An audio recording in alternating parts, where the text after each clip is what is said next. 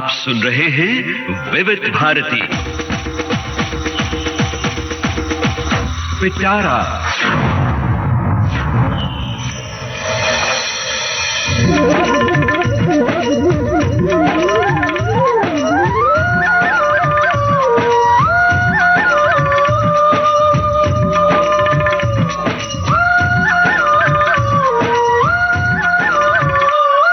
पिटारा में आज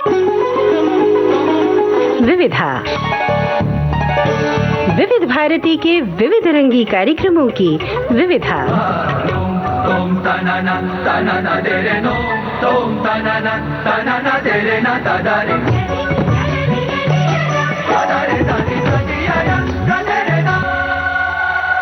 विविधा के सभी सुनने वालों को नेहा शर्मा का नमस्कार।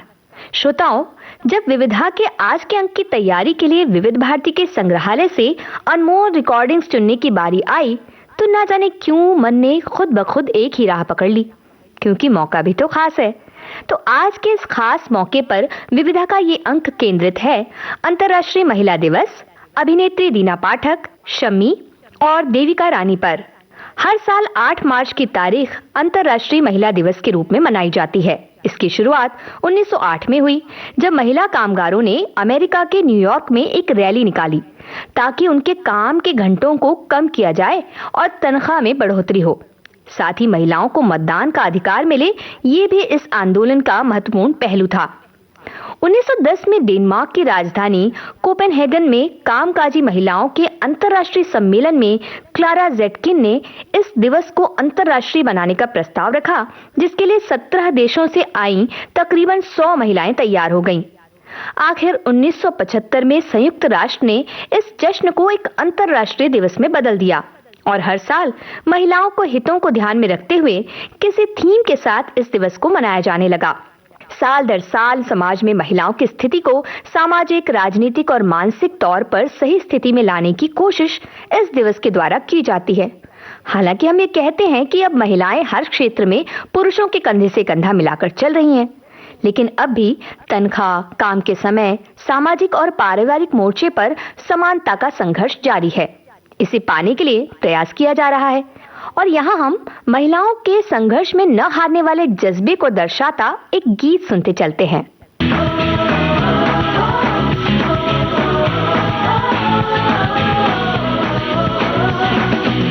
सोचा कहाँ था ये जो हो गया, आना कहाँ था ये लो हो गया।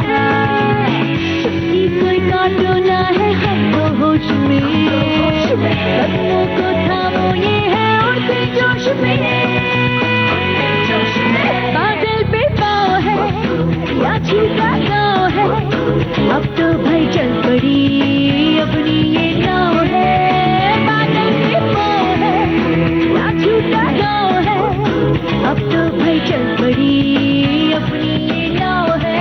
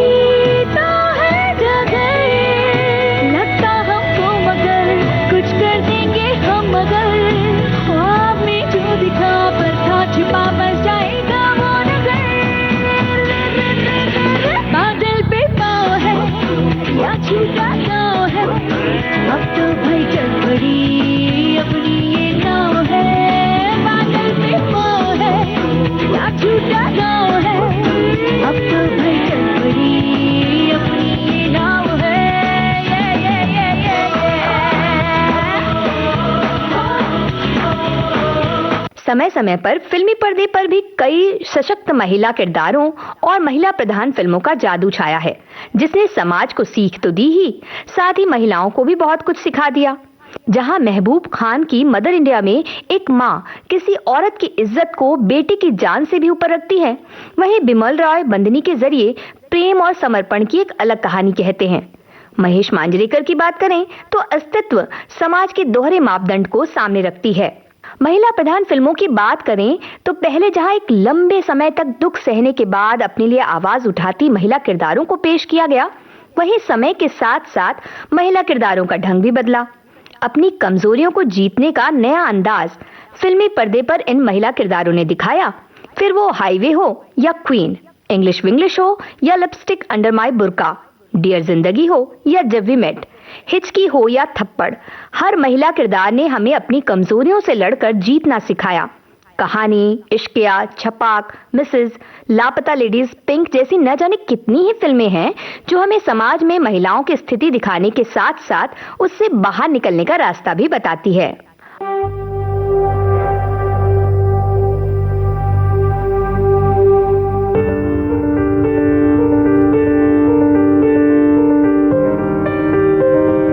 तू खुद की खोज में निकल, तू किस लिए हताश है?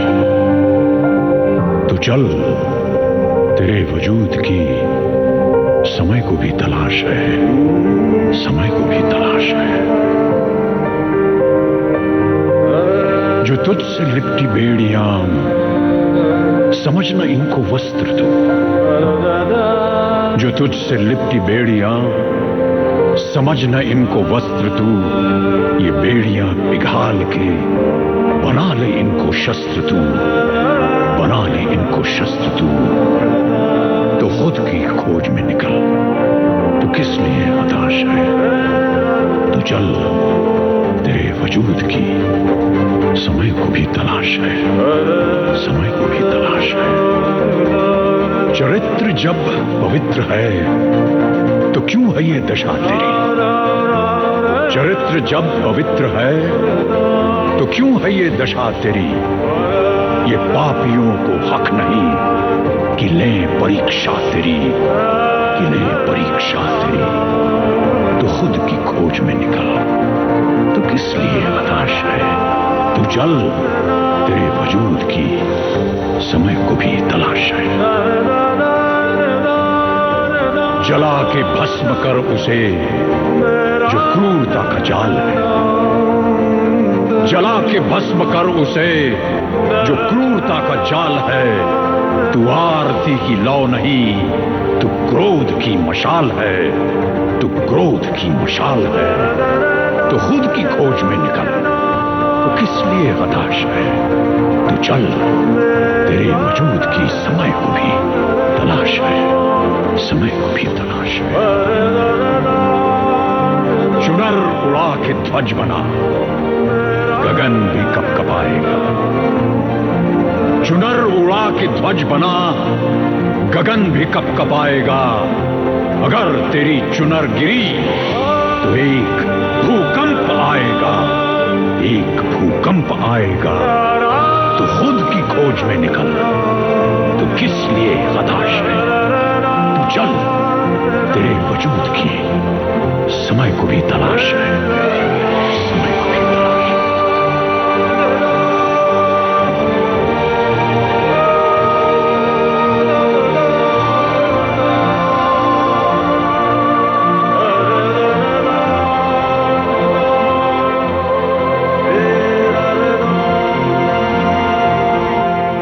महिला प्रधान फिल्मों के साथ साथ फिल्मी दुनिया के हर पायदान पर भी महिलाओं ने अपने काम का डंका बजवाने में कसर बाकी नहीं रखी है।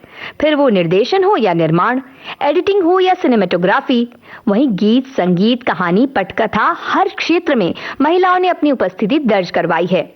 अगर महिलाएं आज ये साहस कर रही हैं, तो इसके पीछे कई ऐसी महिलाओं का हाथ है जिन्होंने समाज के दायरे में रहना स्वीकार नहीं किया और अपने मन के मुताबिक खुद को ढाला। समाज के ढांचे में फिट होने की कोशिश नहीं की, बल्कि अपने कामों से समाज को मजबूर किया कि वो उनके लिए स्वतंत्र जगह उपलब्ध करे, कोई ढांचा नहीं।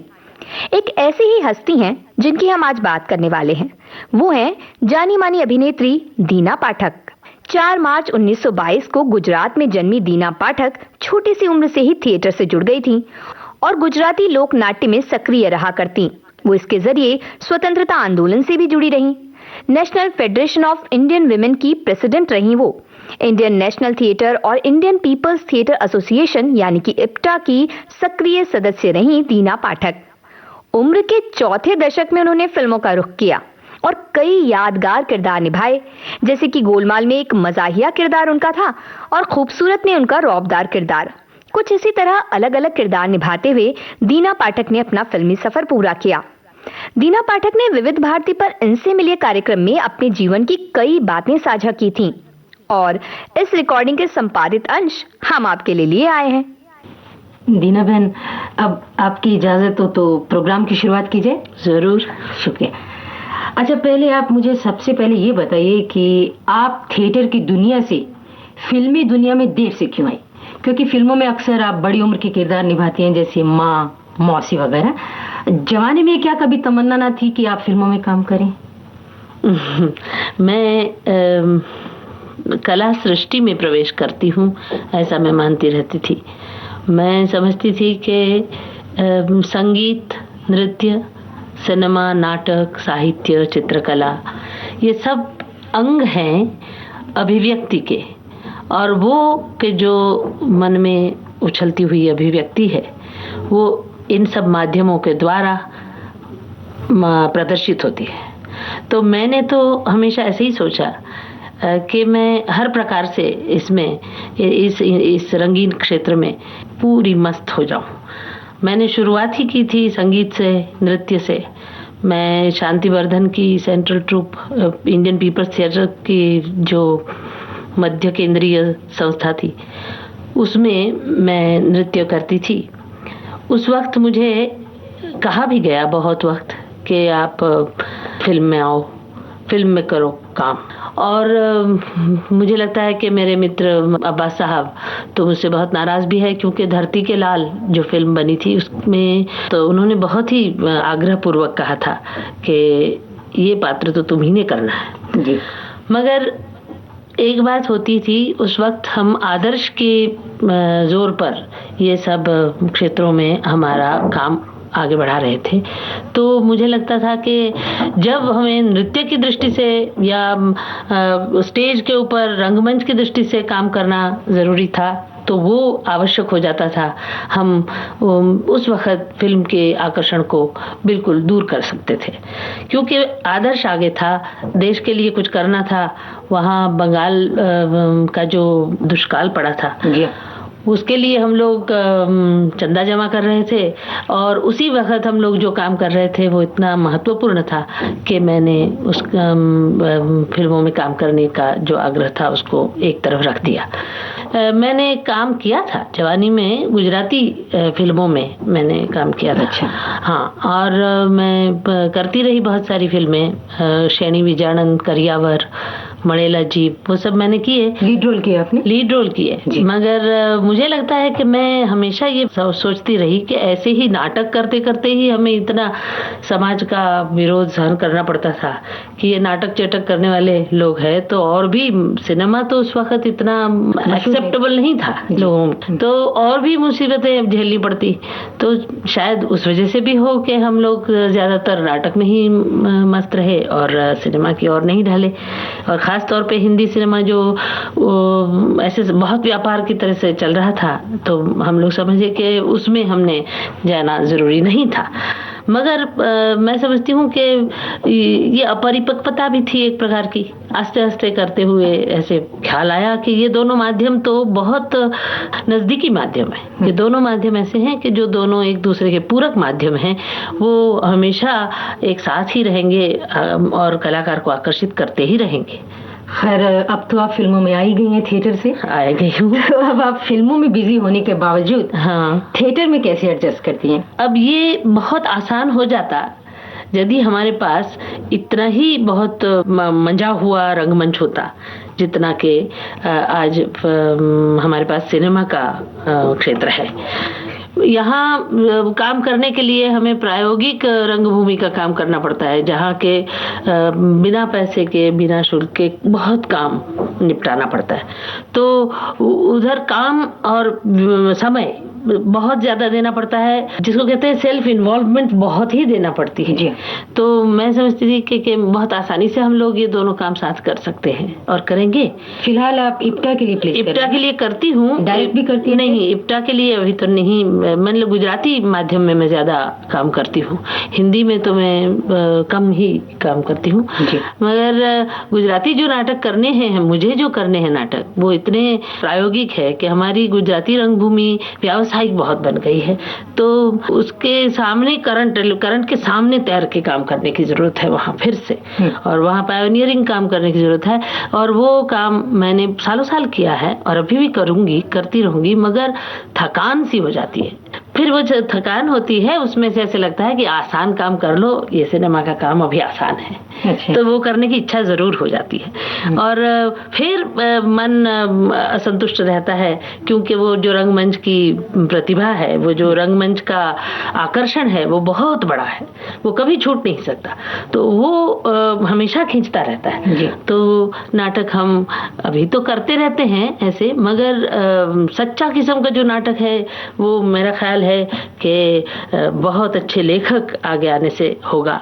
और मैं उस शोध में हूँ, और मैं ऐसे ग्रुप के शोध में हूँ कि जो मुझे अच्छे लगते हैं वैसे नाटक करने को राजी हो जाए गुजराती में। जी दीना बहन, अभी आपने जो जिक्र किया असंतुष्टि की बात, फिल्मों में जो आपको मिलती है और संतुष्टि मिलती है आपको थिएटर में, यानी कि आप जब फिल्म करने के बाद थिएटर में आती हैं तो इनर सेटिस्फेक्शन क्या आपको मिलती है थिएटर में, जबकि आप थकावट के बाद आती हैं? मुझे सिनेमा में असंतुष्टि नहीं लगती। असंतुष्टि अभिनय की दृष्टि से मुझे न सिनेमा में लगी है न रंगमंच में। रंगमंच में मुझे ज्यादा मजा आता है, क्योंकि 2 घंटे में एक किरदार का प्रदर्शन करना और उसकी जो भावना की इंटेंसिटी है, तीव्रता है, वो सब 1-2 घंटे में ही निभाना, वो बहुत मजेदार बात है। प्रेक्षकों का एकदम नजदीक होना, हमारे के ऊपर जो असर होता है वो वहीं के वहीं हमने अनुभव करना, वो एक बहुत बड़ी मजेदार बात है नाटक की।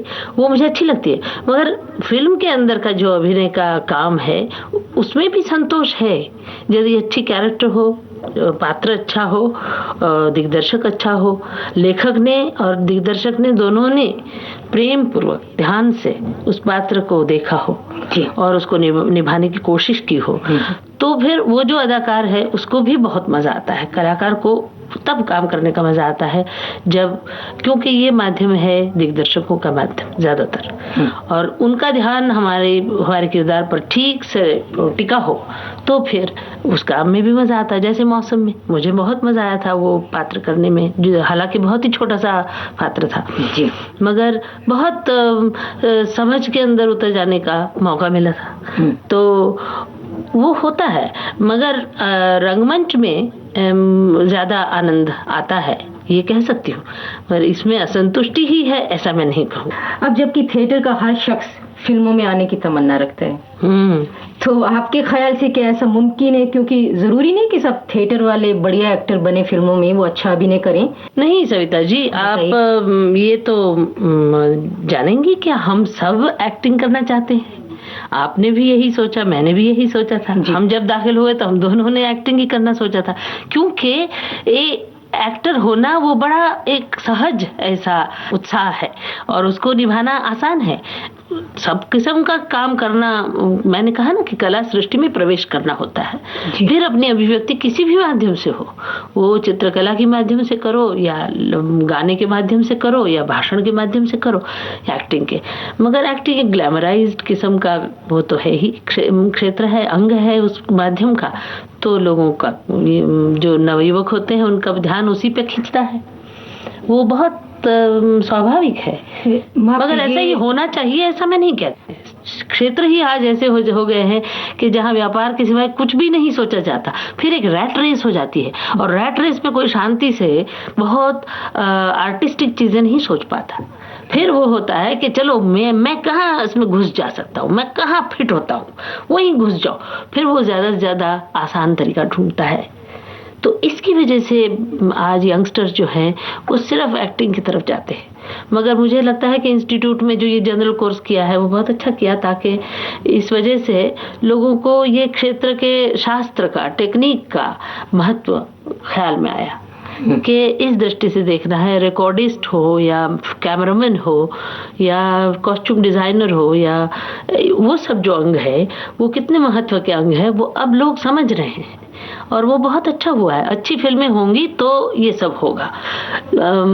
सिर्फ ग्लैमराइज्ड स्टार सिस्टम और फिल्म मैगजीन्स में जिस तरह के एक बूस्टअप होते हैं स्टार्स के और हम लोगों के आर्टिस्टों के, सबको सिर्फ चित्र दिखाओ चित्र दिखाओ चित्र दिखाओ, उनके बारे में ऐसा कुछ है, ग्लैमर पैदा करो कि लोग फिर वही देखें कि उसके बाल किस तरह घुंघराले थे या उसने पल्लो साड़ी का कहाँ डाला था या उसने किस किस्म के शूज पहने थे, वही एक ख्याल ना रहे और उनको और ज्यादा विचार करने की मौका मिले कि उसने जो पात्र किया था उसके पीछे उसका क्या विचार था, क्या उसने सोचा था।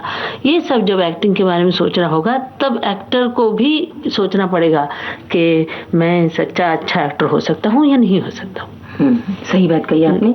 अब आपने जब एक्टर्स के बारे में बात कर ही दी है तो मैं आपसे आखिरी सवाल पूछूंगी, वो ये कि आर्टिस्ट का देश के प्रति क्या कर्तव्य होता है?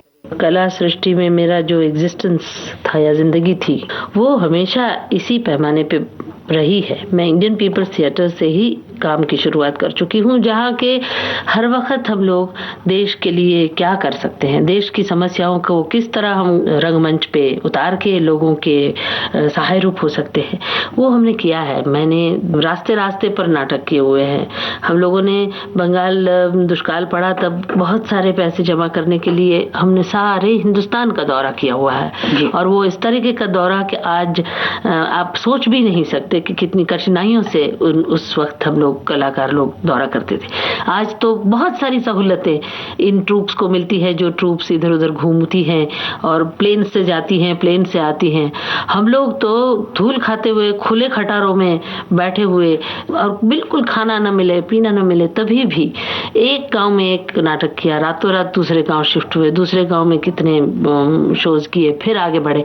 इस तरह करते हुए हम सालों तक ऐसा काम करते रहे। तो मेरे लिए तो मैं समझती हूँ कि कला का कार्य ही वो है कि लोक शिक्षण देना, कला का कार्य ही वो है कि लोगों की उन्नति के लिए उनको सजाग करना। मैं बिल्कुल पर्पसलेस आर्ट में मानती ही नहीं, मैं तो बहुत पर्पसफुल आर्ट में ही मानती हूँ और वो पर्पस हमारा आज का यही है कि किस तरीके से हम हमारे देश के लोगों को अच्छी तरह से जागृत करें, हर किस्म की समस्या के सामने उनको ससज्ज करें। अच्छी कला ये वो कला की सेवा है, लोगों की सेवा है। अच्छा दीना बहन, इसके साथ ही मैं आपसे इजाजत चाहूंगी। नमस्कार। नमस्ते। इनसे मिलिए।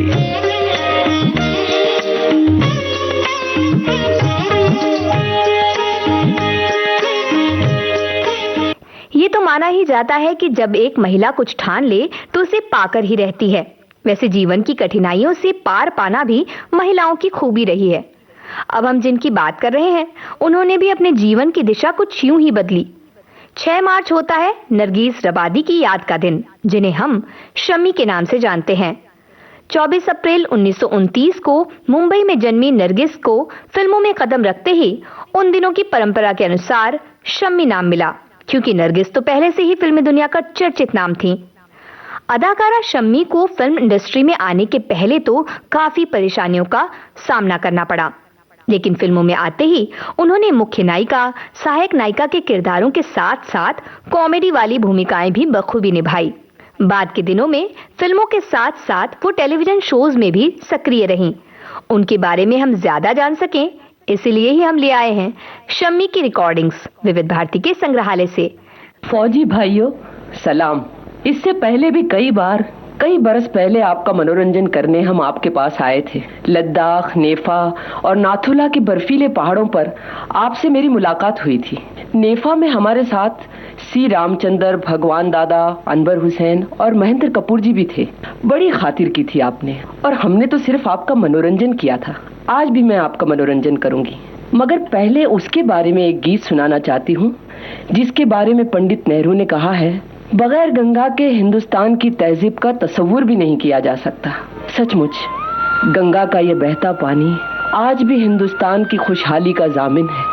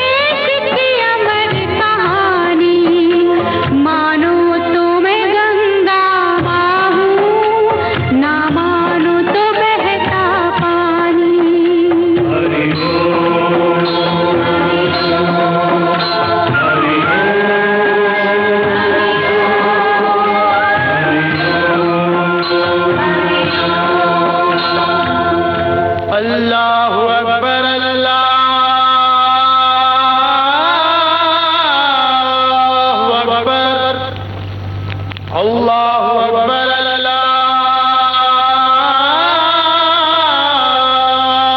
अकबर। कोई वज़ू करे मेरे जल से,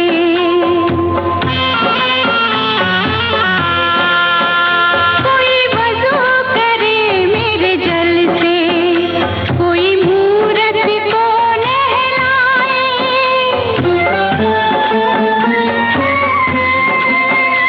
कहीं मोती चमड़े धोए, कहीं पंडित प्यास बुझाए। ये जात धर्म के झगड़े,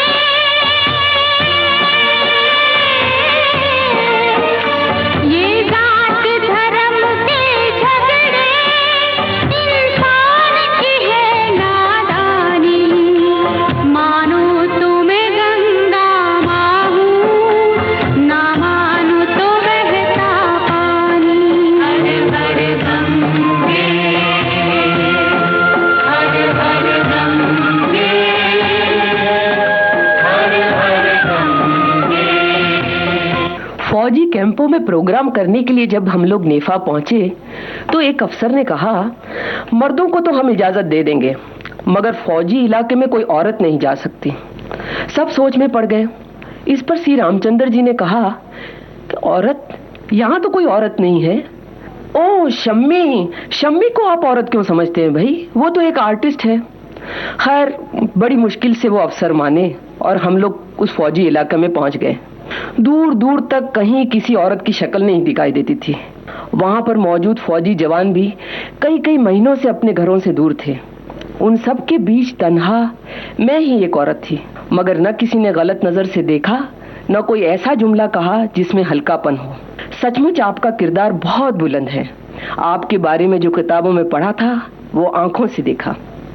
फौजी भाइयों, अगर मैं इसी तरह बात करती रही ना तो आप गाना सुनने को तरस जाएंगे। इसलिए अब जबान को रोकती हूँ और रिकॉर्ड चलाती हूँ।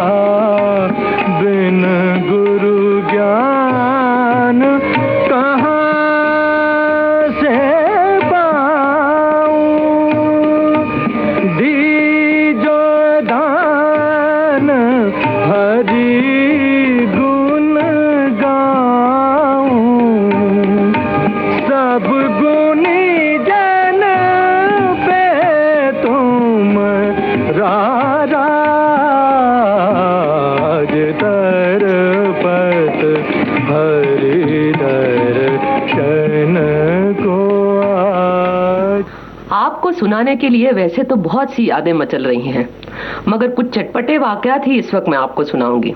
गर्मी का मौसम था और हम लोग शूटिंग कर रहे थे एक स्टूडियो में। नरगिस जी थी, मैं थी और बहुत से जूनियर आर्टिस्ट थे। संतोषी साहब डायरेक्टर थे। अब हुआ ये कि चूंकि गर्मी बहुत थी, बाजू के सेट पे निरूपा जी कोई और शूटिंग कर रही थी, वो गर्मी के मारे फेंट हो गई। अब बेहोश होकर जो गिर गई तो बड़ा हंगामा हुआ, पूरे स्टूडियो में लोग जमा हो गए, उनको जूस पिलाया गया, बर्फ लाया गया, ये हुआ वो हुआ, बहुत सा हंगामा हुआ। साहब शूटिंग उनकी पैकअप हो गई। अब मेट्रो सिनेमा में एक पिक्चर लगी थी जो हमको देखनी थी और उसका आखिरी दिन था। तो दूसरे दिन फिर हम लोगों ने एक प्रोग्राम बनाया कि ऐसा क्यों ना करें कि कोई फेंट हो जाए। मैंने कहा देखो, मैं तो थोड़ी छोटी आर्टिस्ट हूँ, मैं फेंट हो जाऊंगी तो मेरे लिए कोई शूटिंग पैकअप नहीं करेगा। अगर आप फेंट हो जाती हैं तो डेफिनेटली नरगिस जी फेंट हो गई करके सब पैकअप कर देंगे। खैर बड़ा प्रोग्राम बना बनू के हम लोग गए सेट पे। हम लोगों ने शुरू से एक्टिंग करनी शुरू की। बहुत गर्मी है, बहुत गर्मी है। ज्यों टाइम गुजरता गया हमने उनको इशारा किया, भाई फेंट हो जाओ, अभी तक आप फेंट नहीं हो रही हैं। 12:30 बजे जब हमने उनको बहुत डांटा तो उन्होंने आखिर कहा कि चलो फिर गिर जाते हैं। तो पलंग लगे हुए थे, उस पे वो गिर गई। ओ हंगामा हो गया, नरगिस जी क्या हुआ क्या हुआ, भागे भागे ये वो। अभी उनको बड़ी हंसी आ रही थी, हमको भी आ रही थी, लेकिन क्या करें। खैर साहब पानी आया, बर्फ आया, कोई जूस वूस, खैर उनको बेचारी को किसी ने पिलाया नहीं। खैर साहब वो प्रोड्यूसर आए, कहने लगे क्या करें फिर नरगिस जी। तो उन्होंने बड़ी धीरी आवाज में कहा, देखो क्या है कि मेरे ख्याल में पैकअप ही कर दें, क्योंकि अभी क्या है बड़ी गर्मी है, हो तो पाएगी नहीं शूटिंग। खैर बड़ी मुश्किल से उन्होंने 2 बजे हमारी शूटिंग पैकअप की। हम लोग मेकअप के बक्से उठाए, गाड़ी में बैठे और भागे। वो मेट्रो में पहुंचे, टिकट विकट लिया और जाके बैठ गए। इंटरवल में उन्होंने कहा भैया खाना भी नहीं खाया है, बहुत भूख लगी है, चलो बाहर चल के कुछ सैंडविच वैंडविच ले आए। अब जब हम उठ के निकलने लगे तो हमने क्या देखा, पीछे प्रोड्यूसर का लड़का बैठा हुआ था। ओहो, हमने कहा फंस गए। अब क्या करें। खैर साहब चुपचाप वापस बैठ गए, साड़ियों के पल्लू सर पे ले लिए और चुपचाप बैठे रहे। फिर अंधेरे में जब पिक्चर खत्म होने लगी तो भागे वहां से, लेकिन वैसे पकड़े तो गए थे। बात कुछ लंबी होती जा रही है, लीजिए एक गाना सुन लीजिए। अजीब दास्तां है ये, कहाँ शुरू कहाँ खत्म, ये मंजिलें हैं कौन सी, न वो समझ सके न हम। अजीब दास्तां है ये, कहाँ शुरू कहाँ खत्म, ये मंजिलें हैं कौन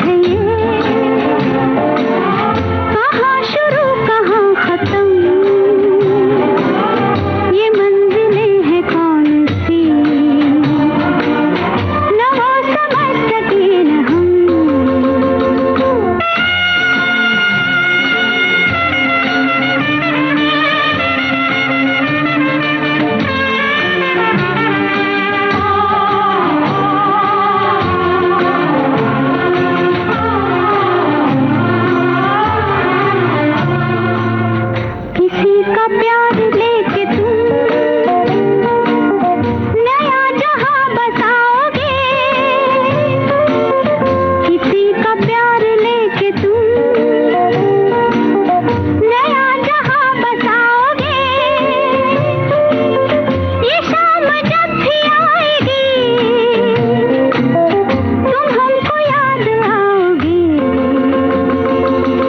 अजीब दास्तां है ये, कहाँ शुरू कहाँ खत्म, ये मंजिलें हैं कौन सी, न वो समझ सके न हम। क्या मैं आपको चटपटा सुना रही हूँ और गाना बड़ा ही सीरियस। मुझे इसी तरह का म्यूजिक पसंद है। हाँ, तो नरगिस जी के साथ गुजरा हुआ एक और वाकया भी सुनाती हूँ। एक पिक्चर में हम लोग काम कर रहे थे। उसमें एक बहुत पुराने जमाने के डायरेक्टर काम करते थे जिनका काम करने का तरीका बहुत ही सीरियस था और हम लोग सारा वक्त मजाक करते रहते थे सेट पे। उनको बड़ी तकलीफ होती थी। खैर, क्योंकि नरगिस जी बड़ी आर्टिस्ट थी तो उनको कुछ बोल नहीं पाते थे। उस पिक्चर में उनका बड़ा सीरियस रोल था, रोज रोने धोने के सीन होते थे और मैं उस पिक्चर में वैम्प थी तो उनको डांटा करती थी। खैर, एक बड़ा ही सीरियस इसी तरह का सीन चल रहा था हम दोनों के बीच और नरगिस जी ने कुछ बहुत ही सीरियस डायलॉग बोलने शुरू किए कि मैं बहुत दुखी हूँ, ये हूँ। इसके बीच में सडनली एक आवाज आई, क्वैंक क्वैंक क्वैंक क्वैंक। अजय साहब उन्होंने कहा, कट कट कट, ये क्या हुआ, ये क्या हुआ, बता कैसे बोल रही है। साहब उन्होंने कहा, जी सॉरी सॉरी, फिर से टेक करो, फिर से टेक करो। साहब उन्होंने फिर वही सेंटेंस बोलना शुरू किया, क्या है, मैं बहुत दुखी हूँ, क्वैंक क्वैंक क्वैंक क्वैंक। फिर बतख बोले। अब साहब बहुत गुस्सा हो गई, ये क्या है बकवास, ये स्टूडियो के अंदर बतख कौन लेकर आया है, निकालो उनको यहाँ से बाहर। बतख तो बाहर चले गए लेकिन उनके साथ साथ हमको भी बाहर भिजवा दिया गया क्योंकि हम लोग दोनों बहुत जोरों से हंस रहे थे कि आप लोग जब अपनी हंसी खत्म कर ले तब आना। खैर साहब, इसके बाद आप एक और सुरीला गाना सुन लीजिए। ओ सजना बरखा बहार आई, रस की फुहार लाई, अखियों में प्यार लाई। ओ सजना बरखा बहार आई, रस की फुहार लाई, अखियों में प्यार लाई। ओ सजना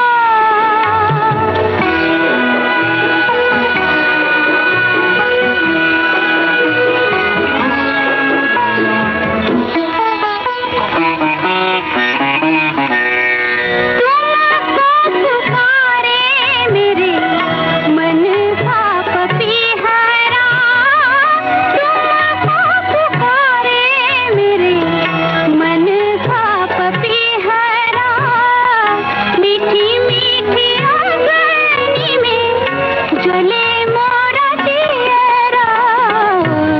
ओ सजना बरखा बहार आई, रस की फुहार लाई, अखियों में प्यार लाई। ओ सजना। जब जब हिंदी फिल्म इंडस्ट्री में सशक्त महिलाओं की बात होती है तो एक नाम हम सभी के मन में कौंधता है, हिंदी फिल्म इंडस्ट्री की फर्स्ट लेडी कही जाने वाली देविका रानी का। 30 मार्च 1908 को जन्मी देविका रानी ने फिल्म इंडस्ट्री में एक ऐसा मुकाम हासिल किया जहां तक पहुंचना आसान नहीं है। उस जमाने में जब फिल्मों में लड़कियों का काम करना ही अच्छा नहीं माना जाता था, देविका रानी उस दौर में बर्लिन से फिल्म निर्माण सीख कर आई थीं। देविका रानी फिल्म निर्माण के गुर भी जानती थीं और अभिनय की बारीकियां भी समझती थीं। वो न सिर्फ खूबसूरत थीं, बल्कि उनकी सोच और अंदाज अपने जमाने से कहीं आगे था। देविका रानी ने फिल्मी दुनिया में कदम रखा अपने पति हिमांशु रॉय के साथ। 1933 में आई ये फिल्म थी कर्म। एक साथ अंग्रेजी और हिंदी में इसे बनाया गया और विदेश में इसे खूब पसंद किया गया। हालांकि अपने देश में ये फिल्म उतनी नहीं चली। इस फिल्म में हिंदी के साथ साथ अंग्रेजी में भी देविका रानी ने गाने को अपनी आवाज दी, जो कि हिंदी फिल्म इंडस्ट्री का पहला अंग्रेजी गाना है। बात देविका रानी की हो रही हो तो कई मायनों में हिंदी फिल्म इंडस्ट्री में बहुत सी चीजों का पहला कदम उनके नाम है। हिंदी फिल्म इंडस्ट्री में 30 से 40 के दशक में तकरीबन 10 सालों तक देविका रानी शीर्ष में बनी रहीं। वहीं अपने समय के सबसे मशहूर और फिल्मी दुनिया में क्रांति लाने वाले फिल्म स्टूडियो बॉम्बे टॉकीज की स्थापना भी देविका रानी और हिमांशु रॉय की साझा पहल रही। इस बैनर के तले कई नए कलाकारों को फिल्मी दुनिया में आने का मौका मिला, जैसे कि अशोक कुमार, दिलीप कुमार, राज कपूर, मधुबाला। बॉम्बे टॉकीज की फिल्मों में देविका रानी मुख्य किरदार में होती। अशोक कुमार के साथ उनकी जोड़ी को काफी पसंद किया गया और इस जोड़ी ने कई फिल्में साथ की, जैसे कि जीवन नैया, इज्जत, जीवन प्रभात, अछूत कन्या।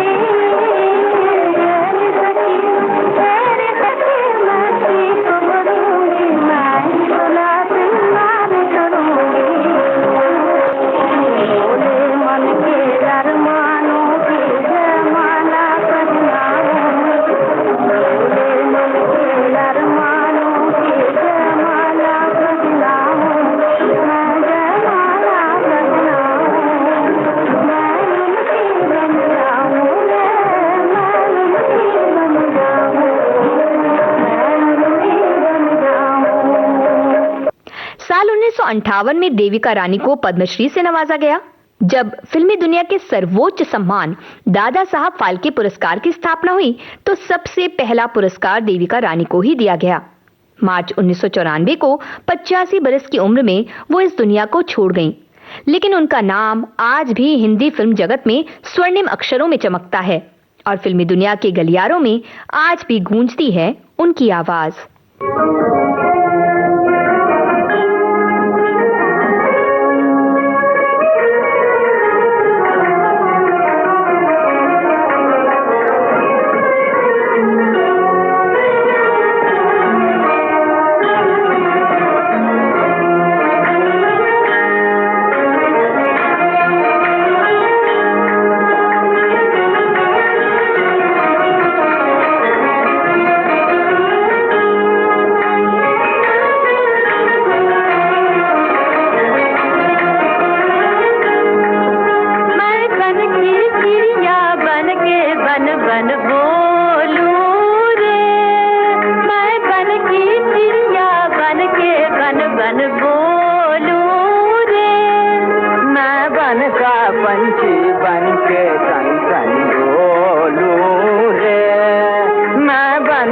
पंछी बन के सन सन डोलूं रे। मैं बन की चिड़िया बन के बन बन बोलूं रे।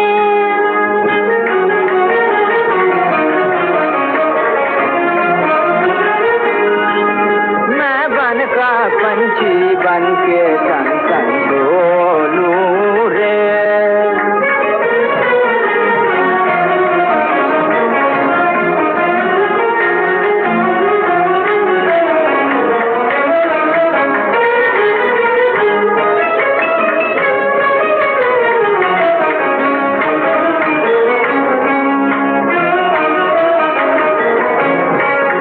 मैं डाल डाल उड़ जाऊं, नहीं पकड़ाई मैं आऊं। मैं डाल डाल उड़ जाऊं, नहीं पकड़ाई मैं आऊं।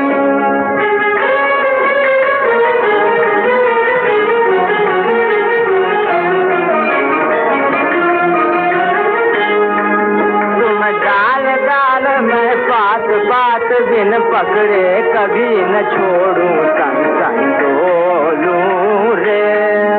तुम डाल डाल मैं बात बात बिन पकड़े कभी न छोड़ूं सन सन डोलूं रे।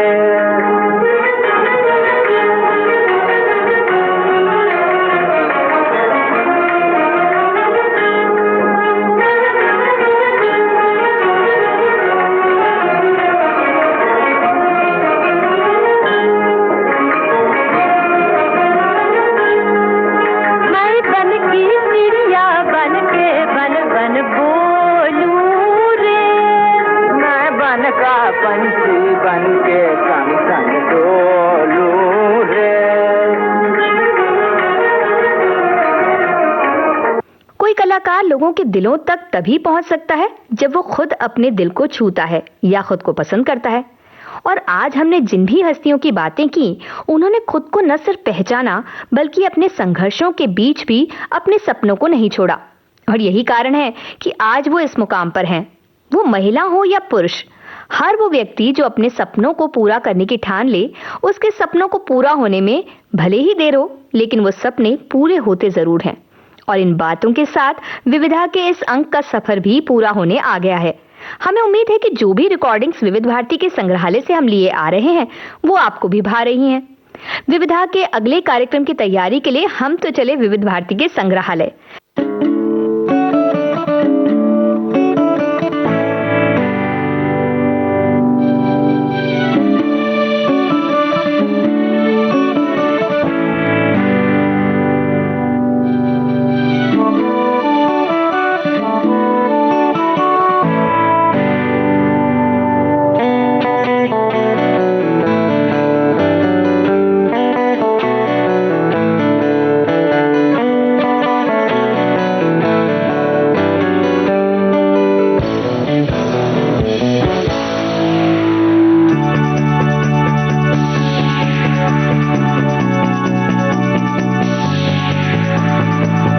खिड़की तो खुली खुली खुली, तभी ऐसा लगे ढली रात है रात है रात है।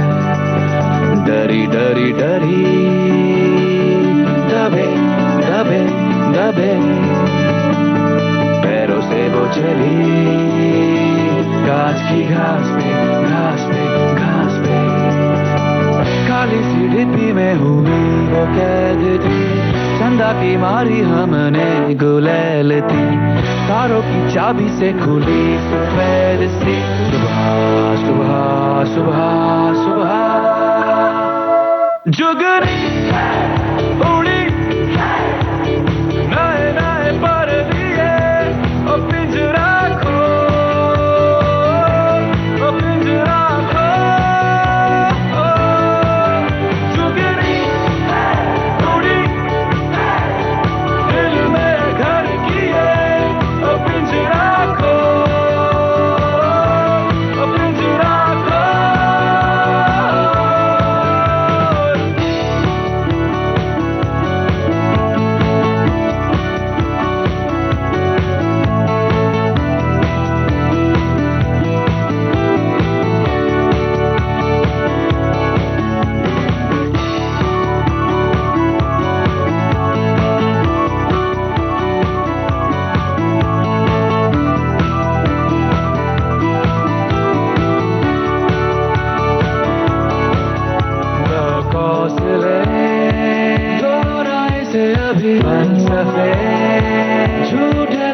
अभी हो गए चकनाचूर जो रोशनी मोड़े हुए हुजूर है खुद का नूर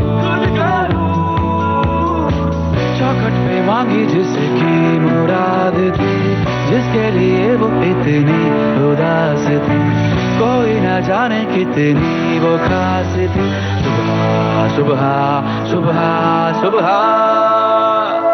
जुगनी उड़ी नए नए पर दिए ओ पिंजरा को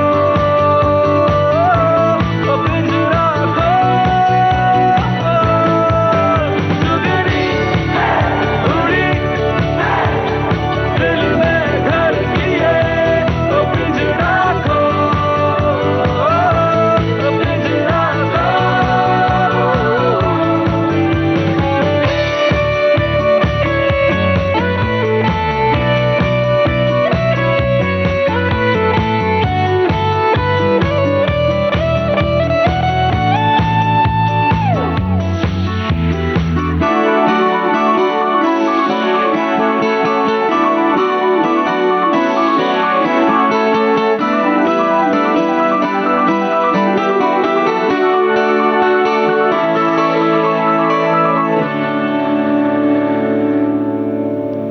इस कार्यक्रम का संपादन और प्रस्तुति तेज श्री कांबले।